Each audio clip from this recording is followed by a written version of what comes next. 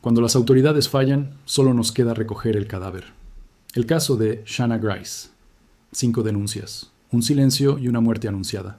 Shanna Grice no murió porque nadie supiera que estaba en peligro. Murió porque nadie quiso escucharla. 5 veces pidió ayuda. 5 veces fue ignorada. Cuando finalmente la policía volvió a su casa, ya no era para protegerla. Era para levantar su cuerpo. Advertencia: el siguiente relato contiene descripciones de acoso persistente, negligencia institucional y asesinato. El contenido puede resultar perturbador. Se recomienda discreción. Shanna Grice tenía 19 años y una vida que apenas comenzaba a tomar forma. Vivía en Portslade, al sur de Inglaterra, en una pequeña casa que compartía con su madre. Trabajaba, tenía planes, amistades, rutinas simples. Nada en su historia sugería que estaba destinada a convertirse en un símbolo del fracaso policial. Nada, excepto una relación que se negó a terminar cuando ella decidió que había acabado. Michael Lane había sido su pareja. La relación fue breve, inestable y marcada por el control. Cuando Shanna decidió romper, él no aceptó la separación como un final, sino como una provocación. Desde ese momento, su presencia se volvió constante, invasiva, asfixiante. Mensajes interminables, llamadas a cualquier hora, apariciones inesperadas frente a su casa, vigilancia, insistencia, un acoso que no buscaba reconciliación, sino dominio. Shanna hizo lo que se supone que debe hacer una víctima cuando siente miedo. Acudió a la policía. No una vez, no 2, 5. Cada visita fue una súplica formal de ayuda. Cada declaración describía un patrón que se repetía y se intensificaba. No era una discusión de pareja, no era una ruptura conflictiva. Era persecución, era obsesión, era una amenaza en desarrollo. Pero el sistema no la vio como una mujer en peligro. La vio como un problema administrativo. En cada denuncia, Shanna explicó lo mismo, que él no la dejaba en paz, que la seguía, que aparecía sin aviso, que la hacía sentir observada incluso cuando estaba sola, que temía por su seguridad. Y en cada ocasión, la respuesta fue la misma: minimización, dudas, sospechas sobre su versión, preguntas que parecían más un interrogatorio que una escucha. ¿Estás segura de que no exageras? ¿No será solo un malentendido entre exnovios? ¿Por qué sigues contestando si te molesta? En lugar de abrir una investigación sólida, los agentes comenzaron a construir otra narrativa. Una en la que Shanna no era una víctima, sino una joven que exageraba. Una en la que su miedo era visto como histeria. Una en la que la insistencia de Michael Lane se interpretaba como persistencia romántica. El punto de quiebre llegó cuando la policía decidió que Shanna no había sido completamente honesta sobre su relación pasada con su acosador. Según los oficiales, había omitido detalles. Según ellos, eso invalidaba sus denuncias, y entonces ocurrió algo que selló su destino. La policía de Sussex multó a Shanna Grice por hacerles perder el tiempo. No fue una advertencia, no fue una recomendación, fue una sanción económica. Un mensaje claro y devastador: deja de venir, deja de llamar, deja de insistir. No te creemos. Para una joven de 19 años, ese castigo fue más que una multa. Fue una sentencia de silencio. A partir de ese momento, Shanna dejó de acudir a las autoridades. No porque el acoso hubiera cesado, sino porque el sistema le había enseñado que pedir ayuda tenía consecuencias. Michael Lane, en cambio, entendió el mensaje de otra forma. Supo que no había consecuencias para él. Supo que nadie lo estaba vigilando. Supo que podía avanzar un paso más sin que nadie lo detuviera. El acoso se volvió más audaz, más cercano, más peligroso. Lane comenzó a moverse con la confianza de quien sabe que no será interrumpido. Robó una llave de la casa de Shanna, la guardó. Esperó. La casa que debía ser un refugio se convirtió en una trampa. Shanna no lo sabía, pero ya no tenía control sobre quién podía entrar. La amenaza que había denunciado durante meses ahora tenía acceso directo a su intimidad. El día del crimen no fue una explosión de violencia inesperada. Fue la culminación lógica de una cadena de omisiones. Lane entró en la vivienda con la llave robada. No hubo forcejeo inicial, no hubo alarma. Shanna estaba en su propio hogar, en un espacio que creía seguro. Allí fue atacada, allí fue asesinada. Cuando la policía llegó, el escenario no era confuso. No era un misterio, no era un crimen sin contexto.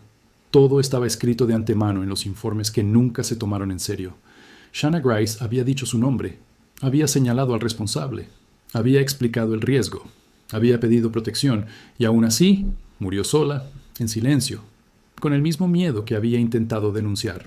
La reacción pública fue inmediata. La indignación estalló cuando se supo que la víctima había sido multada por la misma institución que debía protegerla. La narrativa oficial se desmoronó. Las excusas no resistieron el escrutinio. No se trataba de falta de recursos, no se trataba de desconocimiento, se trataba de una cultura policial que subestima el acoso y castiga a quien insiste en ser escuchada. Investigaciones posteriores confirmaron lo que muchos ya intuían. La policía falló. Falló en evaluar el riesgo, falló en seguir sus propios protocolos, falló en entender que el acoso no es un conflicto menor, sino una antesala frecuente del asesinato. Falló en creerle a una joven, porque era mujer, porque era insistente. La muerte de Shanna Grice no fue solo un crimen cometido por un individuo. Fue un crimen permitido por una cadena de negligencias. Cada denuncia ignorada fue un paso más hacia el desenlace. Cada duda sembrada sobre su credibilidad fue una capa más de vulnerabilidad. Cada puerta cerrada por la autoridad dejó abierta la puerta para su agresor. Shanna no murió por falta de pruebas. Murió porque nadie quiso reunirlas. No murió por no hablar. Murió porque habló demasiado y fue castigada por ello. No murió porque el peligro fuera invisible. Murió porque fue deliberadamente ignorado. Su historia quedó como una advertencia brutal sobre lo que ocurre cuando las instituciones fallan, cuando la prevención se convierte en burocracia, cuando el sistema decide que es más fácil multar a una víctima que confrontar a un agresor. Y mientras su nombre se sumaba a la lista de mujeres asesinadas por quienes juraron amarlas, una pregunta quedó flotando en el aire, incómoda, imposible de ignorar. ¿Cuántas denuncias más hacen falta para que una vida valga la pena ser protegida? ¿Denuncias más hacen falta para que una vida valga la pena ser protegida?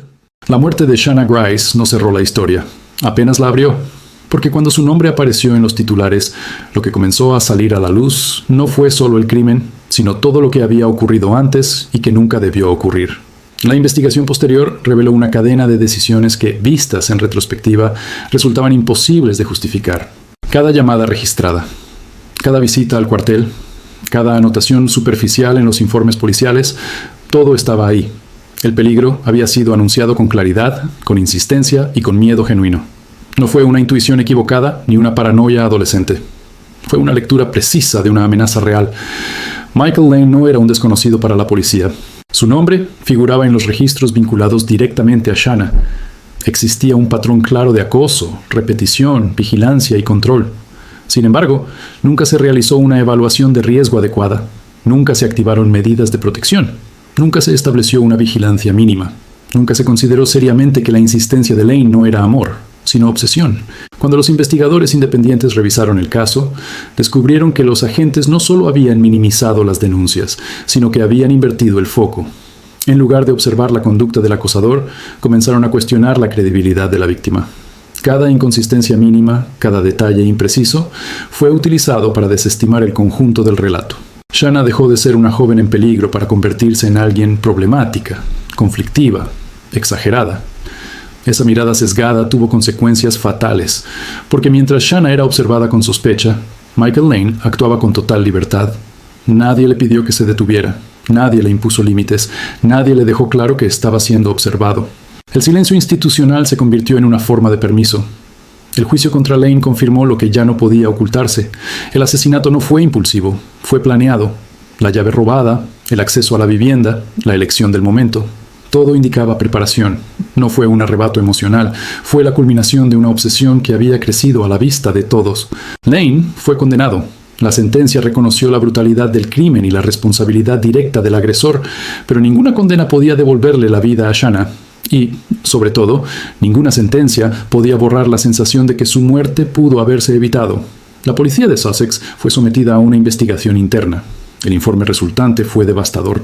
Confirmó fallos graves, errores de criterio, incumplimiento de protocolos y una cultura institucional que no comprendía la gravedad del acoso. Se reconoció oficialmente que la actuación policial había contribuido a crear las condiciones que permitieron el asesinato. La multa impuesta a Shanna se convirtió en el símbolo más cruel del caso. No solo porque fue injusta, sino porque representó la ruptura definitiva entre la víctima y el sistema. Aquella sanción no fue un error administrativo.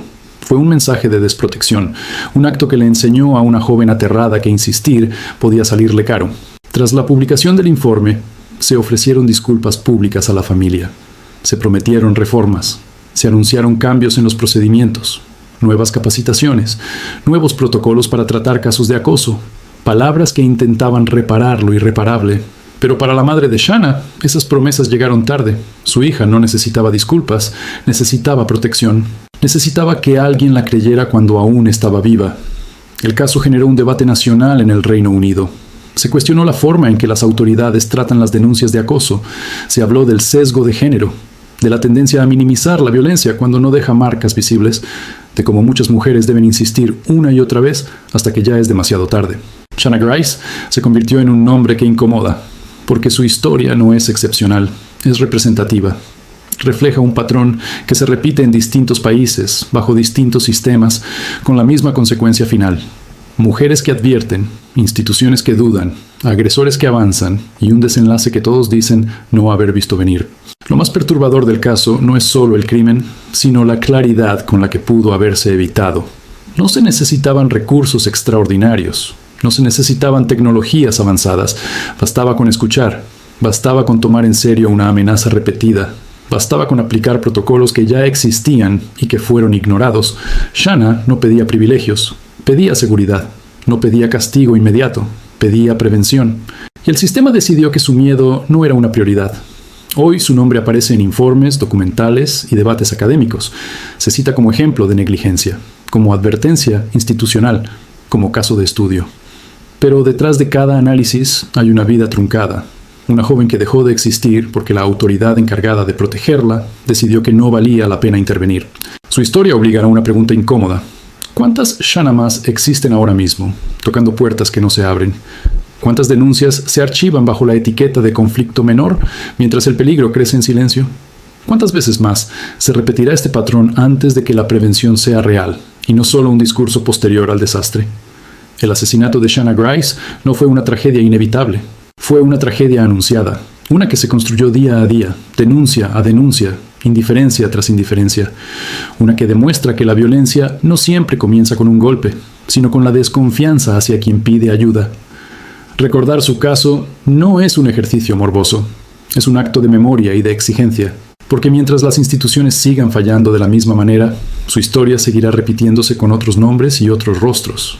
Shanna habló, advirtió, insistió, el sistema no respondió, y el silencio fue mortal. Si este caso te hizo reflexionar, suscríbete a nuestro canal para seguir explorando historias que exponen las fallas más oscuras del sistema. Déjanos tu opinión en la caja de comentarios y dinos qué piensas. ¿Cuántas vidas más deben perderse antes de que escuchar sea una prioridad?